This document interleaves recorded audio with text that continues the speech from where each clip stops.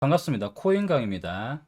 자, 오늘은 격리와 교차에 대한 기본적인 설명을 좀 영상을 찍어 보려고 하는데요. 많은 분들이 제 방송에 오셔가지고 이런 질문을 많이 하세요, 실제로. 그래서 제가 오늘 영상을 만들었습니다. 일단은 마진에서 레버리지에 대한 설명부터 시작을 할 건데요. 레버리지는 내 증거금을 사용한 배율에 따라서 뻥튀기 하는 겁니다. 간단해요. 내가 매수를 하는 증거금 100불에서 만약 내가 10배를 한다면 그게 1000불이 되는 거예요. 내가 증거금 100불 곱하기 10배가 되는 겁니다. 그러면은 내 원래 가지고 있던 돈은 100불이죠. 그렇기 때문에 900불은 그냥 빌려오는 거예요. 그리고 매도하는 순간 빌렸던 900불은 갚고요. 나중에 내 원래 증거금과 수익금만 챙기는 거예요. 그게 바로 레버리지에 대한 설명입니다. 자, 그럼 비트가 1%가 올라가면요. 난 1000불에 대해서 1% 올랐기 때문에 총 10불의 수익이 되고요. 자, 익절하면 900불은 갚고 내 증거금 100불과 수익금 10불을 가지게 돼서 내 증거금 기준으로는 총 10%의 수익이 나는 거죠. 100불에 대해서 10불이니까요. 자, 이 부분을 다르게 표현하면은 내가 사용한 배율과 실제 사용한 수익 퍼센트가 곱해지는 겁니다. 분명히 내 증거금이 10배가 됐죠. 반대로 이 10배가 아니라 내 수익률이 실제는 1%가 올라갔지만은 10배가 되는 거예요. 10%가 되는 거죠. 자, 여기에서는 이제 청산가 계산할 수 있습니다. 10배를 하게 되면요. 내가 빌린 900불을 제외한 원래 증거금이었던 100불이 점점 물리게 되고 수익률이 낮아지게 되겠죠. 그러다가 총 1000불 중에서 900불이 딱딱 사라지는 순간 청산이 되는 겁니다.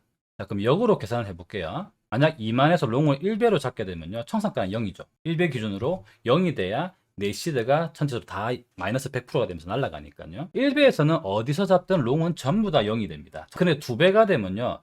내 증거금은 100불이지만은 배율 곱해서 200불이 되겠죠. 그러면은 100불이 없어지는 마이너스 50% 상태가 청산이 됩니다. 이 50%는 1배 기준이니까 2만에서는 만불이 청산가가 되는 거죠. 10배라면은 비트가 마이너스 10%가 되면은 마이너스 곱하기 마이너스 100%가 되기 때문에 현재 마이너스 10%는 현재 2만에서 내가 롱을 잡았다고 하면은 10%인 2000불을 평단에서 빼주시면 됩니다. 그러면 18,000불이 되겠죠. 이게 청산가입니다. 자, 만약에 100배라고 하면은 200이 되겠죠. 2만에서 나누기 100을 하셔야 되니까요. 그러면은 19,800이 됩니다. 이게 바로 청산가 계산이에요. 요게 격리에서 레버리지와 청산에 대한 기본적인 개념을 알려드렸고요. 자, 이제 격리 말고 교차를 설명드리겠습니다. 자, 교차는 격리와 다릅니다.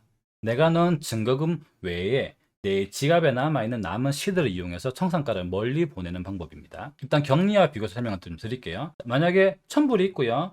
격리와 교차를 똑같이 10배를 하고요. 롱이든 숏이든 상관없이 풀베팅 매수를 합니다. 지금 현재 영상에서는 제가 롱으로 계산해 할게요. 자, 현재 풀베팅을 만약 했어요. 그러면 청산가는 격리나 교차나 둘 다 똑같습니다. 왜냐면은 교차에서 남은 시드가 아무것도 없기 때문이죠. 그래서 둘 다 같은 조건이에요. 그런데 1000불에서 50%만 매수를 합니다. 그러면은 격리는 상관없어요. 그냥 내가 넣었던 증거금이 얼마든 퍼센트가 얼마든 상관없이 내 배율에 따라 결정되기 때문에 2만에서 10배 롱을 잡게 되면요. 앞에서 계산한 것처럼 18,000이 청산가가 됩니다. 자, 교차는 이제 남아있는 시드의 50%가 추가적으로 청산가를 뒤로 보내는데 사용이 됩니다. 넣었던 증거금의 1대1이기 때문에 정확히 2배인 4,000불을 뒤로 빼서 16,000불이 되는 거예요.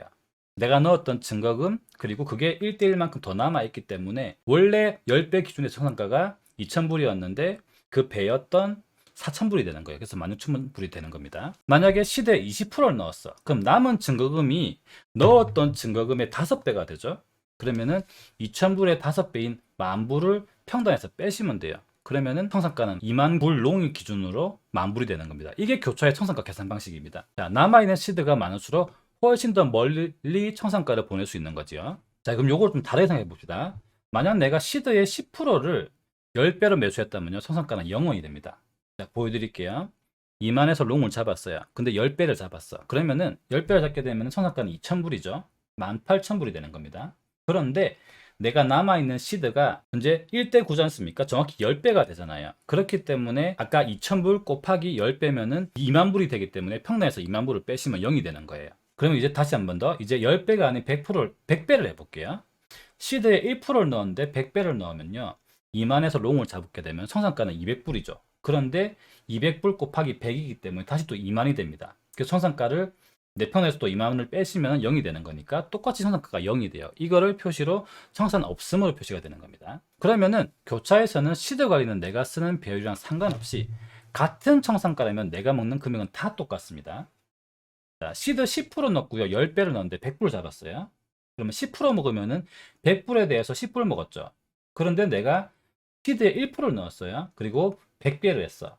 넣었던 증거금은 10분의 1밖에 안 되고요.